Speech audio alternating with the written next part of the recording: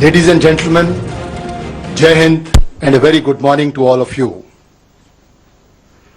It has been a matter of serious concern that there has been continuing and increasing infiltration by terrorists across the line of control in Jammu and Kashmir. This is reflected in the terrorist attacks at Poonch and Uri on 11th and 18th of September respectively. Almost 20 infiltration attempts have been foiled by the Indian Army successfully during this year. During these terrorist attacks and infiltration attempts, we have recovered items including global positioning systems and stores which have had Pakistani markings. Further, captured terrorists hailing from Pakistan or Pakistan-occupied Kashmir have confessed to their training and arming in Pakistan or territory under the control of Pakistan. The matter has been taken up at the highest diplomatic levels and the military levels at regular times. India has actually also offered consular access to the apprehended terrorists to Pakistan to verify their confessions. Furthermore, we had proposed that fingerprints and DNA samples of terrorists who had been killed in the Uri and Poonch encounters can also be made available to Pakistan for their investigations. Despite our persistent urging that Pakistan respect its commitment made in January 2004 not to allow its soil or territory under its control to be used for terrorism against India, there has been no let-up in infiltration or terrorist actions inside our territory. If the damage was limited, it has been primarily due to the efforts of the soldiers of Indian Army who are deployed in a multi-tier counter-infiltration grid, and most of the infiltration bids have been foiled at those locations.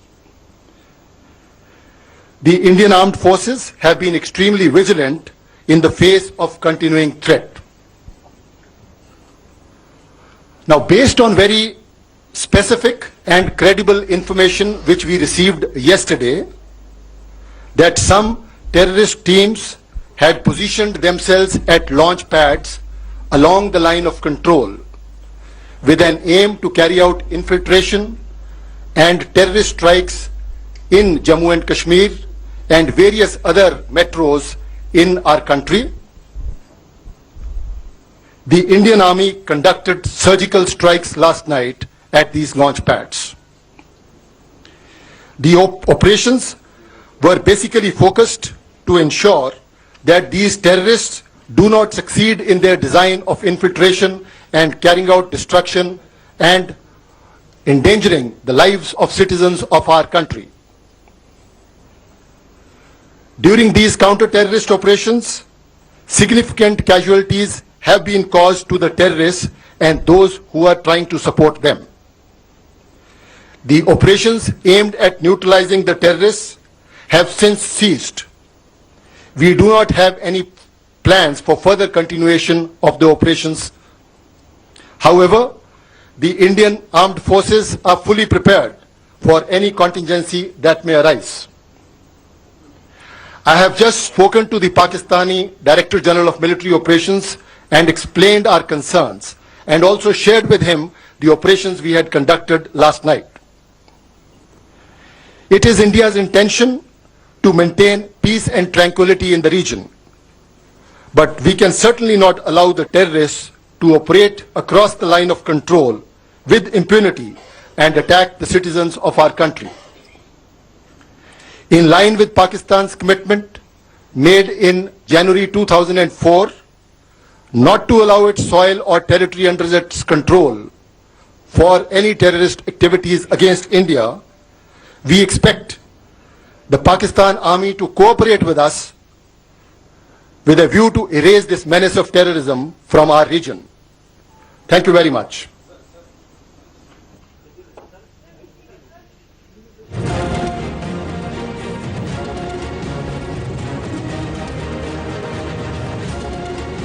देवियों और सज्जनों, Jai Hind and good morning to all of you.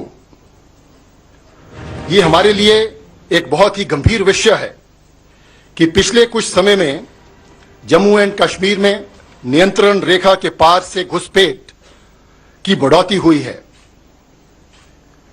11 और 18 सितंबर 2016 को पुंछ और उरी के अंदर हुए आतंकवादी हमले इसकी एक मिसाल हैं।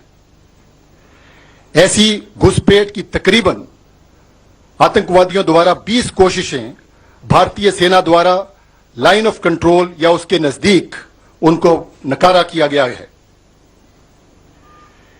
इन घुसपैठ के प्रयासों और आतंकवादी हमलों के दौरान मिला सामान और सामग्री, जिसमें शामिल है ग्लोबल पोजीशनिंग सिस्टम, ये साफ जाहिर करते हैं कि उनके अंदर पाकिस्तानी चिन्ह हैं।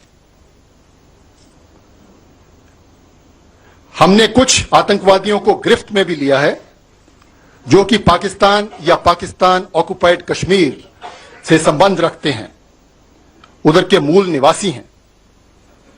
पूछताछ के दौरान उन्होंने ये स्वीकार किया है कि उनको पाकिस्तान में प्रशिक्षण और हथियार दिए गए थे।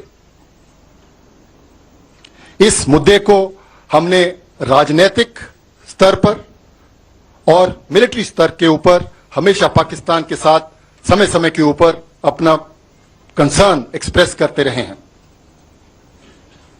हमने पाकिस्तान को इन आतंकवादियों को काउंसलर एक्सेस देने का भी न्योता दिया है और साथ ही में हमने ये भी उनको बताया है कि जो आतंकवादी पुंछ और उरी के अंदर मारे गए उनके फिंगरप्रिंट्स और डीएनए सैंपल भी पाकिस्तान को दिए जा सकते हैं ताकि वो इसकी आगे की छानबीन कर सकें।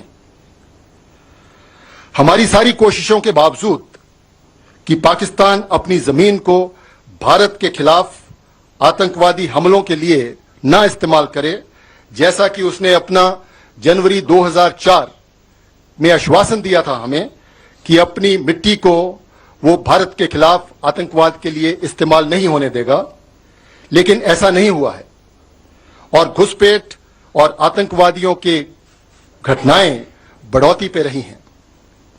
अगर हम अपना नुकसान कम करने में सफल रहे हैं तो इसका श्रेय उन सैनिकों को जाता है, भारतीय सेना के सैनिक जो कि एक बहुत ही कारगर मल्टी टियर्ड काउंटर इन्फिल्ट्रेशन ग्रिड के ऊपर तैनात हैं, जिन्होंने कि इन घुसपैठियों को रोककर उनके आतंकवादी डिजाइन को सफल न होने देने की क्षमता रखी है। कल बहुत ही विश्वस्त और पक्की जानकारी मिलने के ऊपर कि कुछ आतंकवादी लाइन ऑफ कंट्रोल के साथ लॉन्च पैड्स के अंदर एकत्रित हुए हैं, इस इरादे के साथ कि वो घुसपैठ करके सीमा के इस पार जम्मू एंड कश्मीर के अंदर या भारत के महत्वपूर्ण शहरों के अंदर आतंकवादी हमले कर सकें। इस खबर को मिलने के बाद भारतीय सेना ने सर्जिकल स्ट्राइक्स कल उन लॉन्च पैड्स के ऊपर किए हैं। इस ऑपरेशन का लक्ष्य आतंकवादियों के नापाक मंसूबों को विफल करना था, जो कि हमारे देश के नागरिकों के जान माल को नुकसान पहुंचाना चाहते थे। इन काउंटर टेररिस्ट ऑपरेशंस के दौरान आतंकवादी और उनके समर्थकों को भारी नुकसान पहुंचाया गया है और कईयों को उधर मार गिराया गया है। इन ऑपरेशंस को अब समाप्त कर दिया गया है, जिनका उद्देश्य केवल आतंकवादियों के खिलाफ कार्रवाई करना था।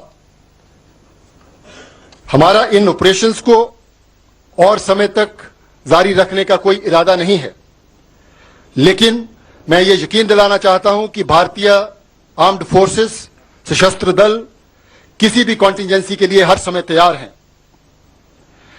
मैंने अभी Pakistan director general of military operations के साथ संपर्क किया और उनको अपने कंसर्न्स बताए और उनको कल रात के ऑपरेशंस के बारे में भी जानकारी दी।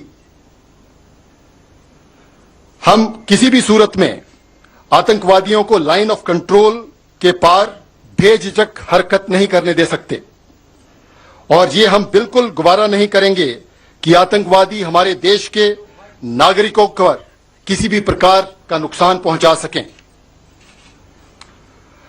पाकिस्तान ने जनवरी 2004 में जो आश्वासन दिया था कि वे अपनी जमीन से भारत के खिलाफ आतंकवादी हमले नहीं होने देंगे, और इसी वचन के अनुसार मैं पाकिस्तान सेना से उम्मीद करता हूं कि वो हमारा समर्थन करें और हम मिलकर इस आतंकवाद को जड़ से मिटा सकें और अपने इलाके के अंदर शांति बहाल कर सकें। धन्यवाद। जय हिंद।